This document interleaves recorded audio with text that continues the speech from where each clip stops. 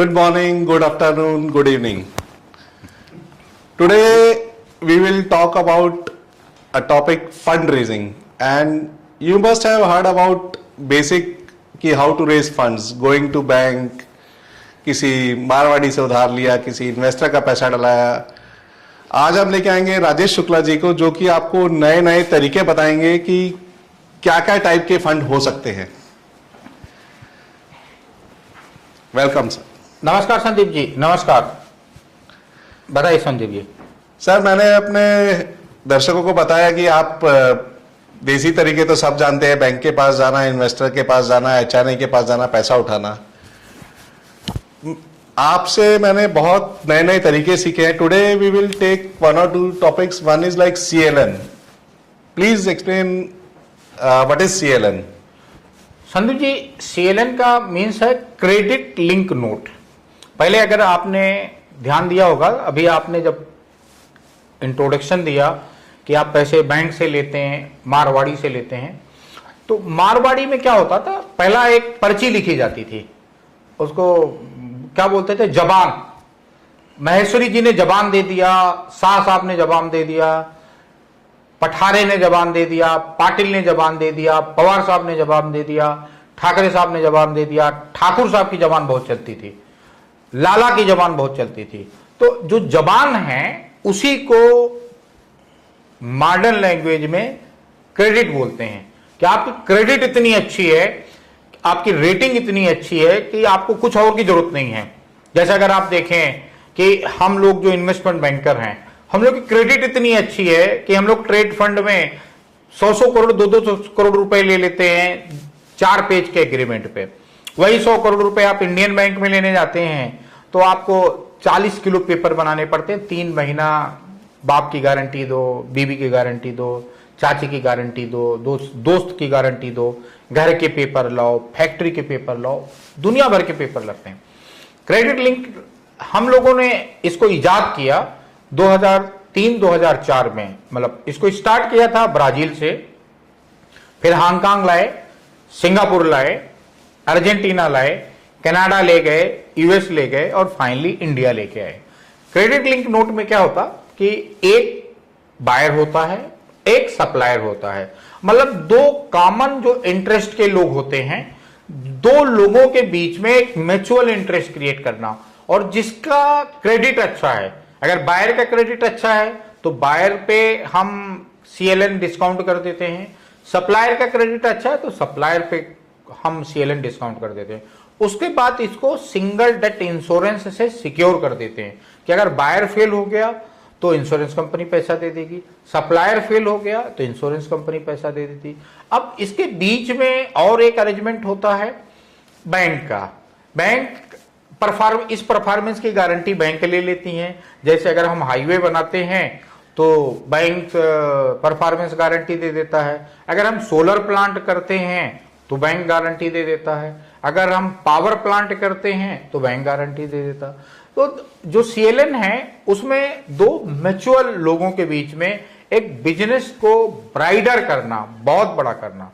उस पे इन्वेस्टर का जो रिस्क होता है वो हम रेटिंग से मिटिगेट करते हैं, इंश्योरेंस पॉलिसी से मिटिगेट करते हैं, और बैंक का जो परफॉर्मेंस गारंटी था उससे। बट एक case to case Sandeep ji decide होता कि क्या तरीके का गारंटी हम लेंडर को देंगे, जो पैसा दे रहा उसको देंगे। बट यहां जो इंपॉर्टेंट चीज है कि जो पैसा ले रहा है उसको सर्विसेज देनी है पैसा देने वाले को, और वो सर्विसेज उसके पास होनी चाहिए या उसकी कैपेसिटी होनी चाहिए अरेंज करने की। अगर आप देखेंगे तो ऐसा हमने इवन रिलायंस इंफ्रा में दिल्ली आगरा रोड के लिए किया था। एरो सिटी जब दिल्ली बन रही थी, IGM मलेशिया की एक कंपनी थी जो बना रही थी, तो उसको हमने रिलायंस से, स्टेट बैंक के और पंजाब नेशनल बैंक के थ्रू ऐसा ही परफॉर्मेंस गारंटी दिया था, और IGM ने पूरा बना दिया। बना देने के बाद फिर IGM को हमने रेटेड पेपर इशू किए और उससे पैसे दे दिए। तो ये इस तरीके से होता है Sandeep ji. Basically credit link note की आपका नेट वर्दी है कि मतलब आपकी जो जबान दे रहे हैं, जो आप प्रॉमिस कर रहे हैं कि ये काम आप करके देंगे, ये डिलीवर करके देंगे, उसके बेसिस पे आप पैसा रेज कर देते हैं। यस संदीप जी, यस, सही कहा आपने, सही पकड़ा, एकदम सही पकड़ा आपने। तो इसमें कुछ लिमिट वगैरह है कि कितना मिनिमम पैसा रेज करना हो तब उस पे जाना चाहिए, या कोई अपर लिमिट है कि इससे ज्यादा रेज नहीं कर सकते इसमें हम लोग? संदीप जी, मिनिमम 2 मिलियन होना चाहिए, मतलब आज की डेट में बोले तो 15 करोड़ मिनिमम होना चाहिए। मैक्सिमम फर्स्ट रेंज में 300 मिलियन से ज्यादा नहीं होता है। 300 मिलियन अगर आज की डेट में पकड़ें तो करीब करीब मोटा मोटा देखें तो 2500 करोड़ रुपए होता है। तो 15-16 करोड़ से 2500 करोड़ होता है। प्रोसेस करने में, बनाने में करीब 3 महीने का टाइम लगता है। 3 महीने के टाइम में आपका ड्यू डिलिजेंस, आपका प्रोडक्ट, आपका इंश्योरेंस, आपकी रेटिंग, आपके बैंकर से मीटिंग, ये सब करके फिर एग्रीमेंट बन जाता है और आपको एक स्टॉक में पैसा आता है। एक साथ में आपके बैंक में पैसा हिट करता है। इस पे कुछ ड्यूरेशन है कि कितने टाइम के लिए ये इशू किया जाता है? मिनिमम 11 महीना होता है। हम इसको रिन्यू कर सकते हैं 5 साल तक, और डिपेंड करता है अगर आप रोड इंफ्रा में हैं तो 3 से 4 साल तक का भी पैसा होता है, पावर में हैं तो 7-8 साल तक का पैसा होता है। बट मैक्सिमम 8 साल का होता है और मिनिमम 11 महीने का होता है। बट अगर आप 11 महीने से कम चाहते हैं तो फिर तो आपको एलसी से भी पैसा मिल जाएगा, आपको ट्रेड से भी पैसा मिल जाएगा, ट्रेड फंड से पैसा मिल जाएगा, आपको इंश्योरेंस पॉलिसी से पैसा मिल जाएगा। सिंगल डेट इंश्योरेंस करा दिया, आपका प्रमोटर का 50 करोड़ का पॉलिसी करा दिया, बैंक गारंटी के सामने उसकी पॉलिसी बैंक गारंटी के सामने करा दिया, उस पॉलिसी को डिस्काउंट करके पैसा दे दिया, और बैंक गारंटी को रिटायर करके इंश्योरेंस कंपनी को पैसा दे दिया, तो बैंक गारंटी भी रिटायर हो गई, आपका इंश्योरेंस भी हो गया, आपको पैसा भी मिल गया करने के लिए, बिजनेस करने। मतलब अगर आप जेन्युइन बिजनेसमैन हैं तो रास्ते हैं, अगर आप फ्रॉड बिजनेसमैन हैं तो हाथ जोड़ के प्रणाम, हमारा आपका रास्ता अलग अलग है। आप उसके लिए नेशनल इंटेलेक्चुअल एडवाइजर को या केपीएमजी को या आनंद राठी को घी में डुबो दोगे, सोने से तौल दोगे तो भी हम आपकी मदद नहीं करेंगे। पहले से हाथ जोड़ के प्रणाम आपको। हम यहाँ पे हैं इंडिया में, अब हमारी जरूरत कुछ नहीं है, अब हमें कोई जरूरत नहीं है। हमें भगवान ने बहुत शांतिपूर्ण लाइफ दिया है। ये जितने भी हैं, चाहे मैं हूं, चाहे अशोक गर्ग हैं, चाहे आप भट्ट साहब को लोगे, ये सारे लोग अब जो कर रहे हैं वो एक तरीके का फिलंथ्रॉपिक है, एक तरीके का हम कोशिश कर रहे हैं। आप देखेंगे इंस्पायर इंडिया नाउ में हम कोशिश कर रहे हैं, अजीम प्रेम जी के साथ मिलके, नारायण मूर्ति जी के साथ मिलके, रघुनाथ माशेलकर जी के साथ मिलके, कि जो इंडिया का यूथ है जिसका जन्म 1990 के बाद हुआ है, उसको कैसे बड़ा किया जाए। हमारा अब कोई जरूरत नहीं है, हमारी अब जरूरत है कि जो भारत नया बने वो वैसा भारत ना हो कि जैसा हम लोग अमेरिका गए तो हम लोगों को यूएस में बोला गया भाई इधर ही रह जाओ, कहाँ गरीब कंट्री में जाओगे। तो मतलब पहला इंडिया बहुत गरीब माना जाता था, बहुत दीनहीन माना जाता था।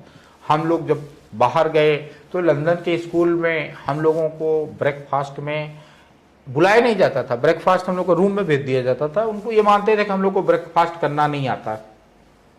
बट आज का सिचुएशन अलग है। आज अगर जो यूथ है, जो नए एंटरप्रेन्योर्स हैं और बिजनेसमैन हैं, उनको समझाया जाए कि देखो शॉर्टकट कुछ नहीं है।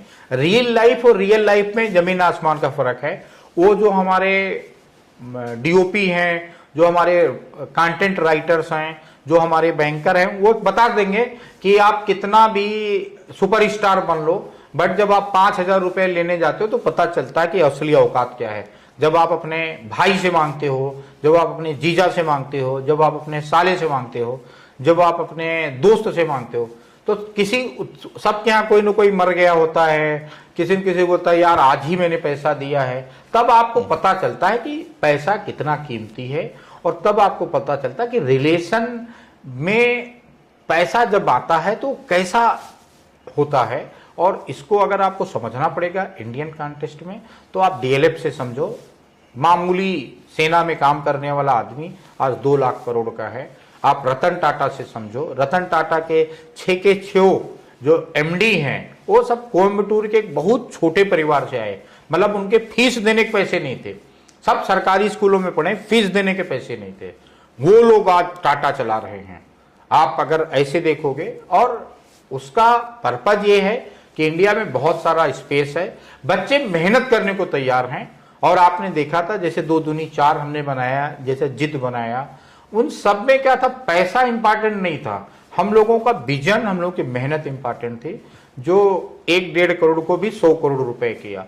तो हमारा ये पूरा पर्पज, पूरा मिशन है संदीप जी कि हम यूथ को सामने लावें, फ्रॉड को कम से कम किया जाए, एक्चुअल बिजनेस को ज्यादा से ज्यादा किया जाए, मेहनत कमर तोड़ की जाए। मैं बार बार बोलता हूं, मेहनत का कोई सब्स्टिट्यूट नहीं है, मेहनत का कोई सब्स्टिट्यूट नहीं। मतलब अगर आपको 6 ऐप भी बनाने हैं ना पेट पे, तो उसके लिए भी 4 घंटे वर्कआउट करना पड़ेगा।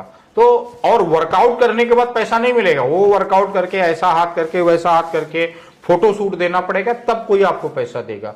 तो पैसा कोई फिल्म देगा नहीं, पैसा आपको हम लोग लंदन स्कूल इकोनॉमिक्स से पढ़ने के बाद 10-15 साल McKinsey, China, India, Brazil, US head करने के बाद, इंडिया के टॉप 20 कारपोरेट को 15 साल हेड करने के बाद, आज भी लोग पैसा देने में 2 बार सोचते हैं। तो जब आप अभी से बिजनेस शुरू कर रहे हो, पैसा मुश्किल से मिलेगा, बट आपको समझना पड़ेगा कि अगर कंसल्टेंट आपके अच्छे नहीं है, इन्वेस्टमेंट बैंकर आपका अच्छा नहीं है, आपका सीएफओ अच्छा नहीं है, तो आपका सीईओ अच्छा नहीं है, तो जितनी मेहनत करनी कर डालो। गाड़ी का टायर खराब है, गाड़ी आपकी 500 सीसी की होगी या 1000 सीसी की हो, वो अगले जो सिग्नल है ना, अगले सिग्नल पे खड़े होके बीड़ी ही पी रहे होगे, बाकी कुछ नहीं हो सकता। ये आप सोचो कि आप पूना पहुंच जाओगे, ये समझो कि आप सूरत पहुंच जाओगे, नहीं पहुंचोगे। दहीसर चेकनाका पे या पनवेल चेकनाका के वासी पे बीड़ी पी रहे होगे। यही हाल बिजनेस का है। Business is a journey. If you want to be successful, you have to choose a right instrument, you have to choose a right people, stop believing in the real, believe in the real life, do hard work, do smart work। मतलब smart work का ये मतलब नहीं कि आप रजाई में बैठे रहो या स्पा में जाके और सिर पे तेल लगाते रहो कि आप तो बड़े स्मार्ट वर्कर हो। नहीं, स्मार्ट वर्क उनके लिए ही है जिनको हार्ड वर्क करना आता है। स्मार्ट वर्क उनके लिए नहीं है कि जिनको हार्ड वर्क ही करना नहीं आता। आप बहुत बड़े स्मार्ट मैराथन हो, बहुत अच्छा आप फुटबॉल खेलते हो, बट वो आप टेबल पे बैठ के सिगार पी रहे हो या टेबल पे बैठ के कॉफी पी रहे हो, थोड़े आप पेले बन जाओगे या थोड़े आप मैसी बन जाओगे, नहीं बनोगे। जितने पोस्टर लगा लो, जितने सपने देख लो, जितने स्केच पेन चला लो, नहीं बनोगे। ऐसे बिजनेस है, आपको गलना पड़ेगा, धूप में, जाड़े में, पानी में गलना पड़ेगा, लोगों का ऑफिस के बाहर बैठना पड़ेगा, गिड़गिड़ाना पड़ेगा। बाकी लोग, जब डॉक्टर बोलता है 6 घंटे के स्लिप लो, 2-2 घंटे की स्लिप लेना पड़ेगा।